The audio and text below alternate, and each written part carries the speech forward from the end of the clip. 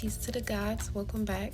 So I'm very excited to be doing this video because I'm finding out how abundant the U.S. is, especially the South, like Georgia, Mississippi, South Carolina, Alabama, Arkansas. Like, I'm finding out how abundant nature really is, and I'm about to put y'all on to all of the most of the, because I know these are not all of them, but a good variety of wild and natural herbs that you can find in all of these areas, just being in the U.S. So I'm about to put y'all on because I learned a lot myself, and I'm also going to provide as many pictures as possible so y'all can see. Let's get into it. So let's start with some herbs that we got in these areas. Got my notes right here. So plantain, Plantago major, I believe that's the official name for it, is soothes wounds, insect bites, and digestive issues. We also got Yara. It stops bleeding, it's a fever reducer, and it's used in teas. Then we even got mullein leaf here. We even got mullein. I did not know that. It's excellent for lung and respiratory health.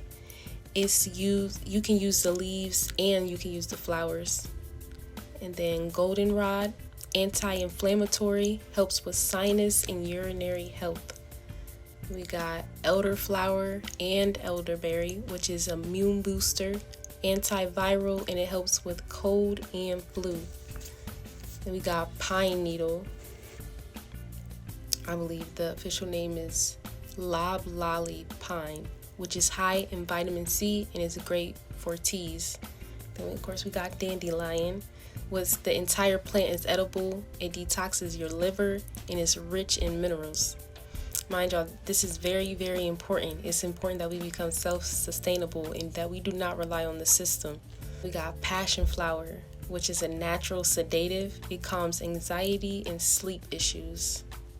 Got chickweed.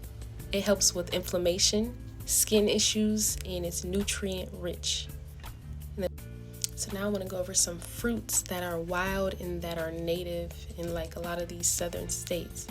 They grow naturally. The first one is pawpaw. It's a tropical tasting fruit, and it's high in protein and it's high in fat. And then we have mulberries, which I just found these recently. They are dark berries, sweet, and they're full of antioxidants.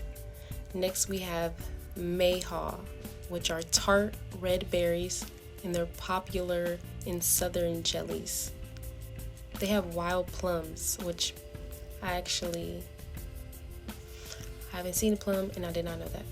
They're tart to sweet, and they grow on small trees.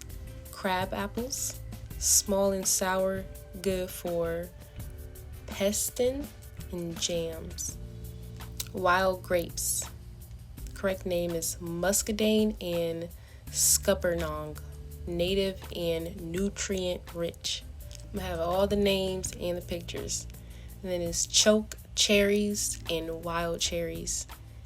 They can be made into syrup or medicine. Now I want to go over some greens and some vegetables that are edible, but they're often overlooked. So first we have wild mustard greens. So wild mustard greens are spicy, nutritious, and easy to spot.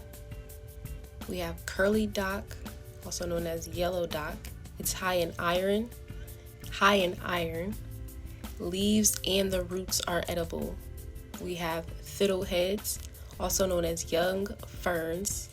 You can eat the early spring shoots. There's also wild lettuce here that can be used medicinally for pain relief and as a green. And this one right here surprised me because I love this herb so much. Burdock root. Well, I love this root. But it detoxifies liver and the blood. It's great to be cooked. That's a very powerful root. And then there's something called Jerusalem artichoke, also known as sun artichoke. Grows wild and has edible tubers. Next, I want to go over some nuts and seeds that are high fat survival foods. We got acorns that grow on oak trees, need leaching but very abundant. There's also black walnuts. They have a hard shell but rich and nutritious. Hickory nuts, high in oil with a sweet taste. Pine nuts from the long leaf pine, energy rich but harder to harvest. I want to go over some edible mushrooms. Of course, caution to always double check and identify these mushrooms. I am going to find good pictures of everything. So we got chicken of the woods. There's chicken of the woods. It's meaty and vibrant orange. Chanterelle mushrooms, yellow fruity scented mushroom, and then lion's mane, which is the brain boosting and it's very delicious. I have seen a lot of lion's mane since I've been in the South. Lion's mane has a lot of benefits. And some other natural food sources, there's clover. Flowers and the leaves are edible and you can make a tea. There's alfalfa. It's great to forage for food and for tea. And then there's something called kudzu. I'm definitely gonna put the name right here. It's invasive, but you can eat the young leaves, the shoots, and the root. For extra sustainability,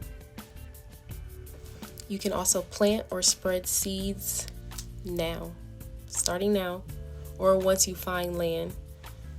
Good thing to be growing is sweet potatoes that thrive in the southern soil, okra, which is heat tolerant and medicinal, collards, and kale, which grow easily year round. Just briefly, I want to go over some super resilient food crops that are heat and drought tolerant. So for the root crops, we got sweet potatoes, yucca, cassava, we got the Jerusalem artichoke, and then we got malanga or tara, and then greens that won't die in the heat, collard greens, malabar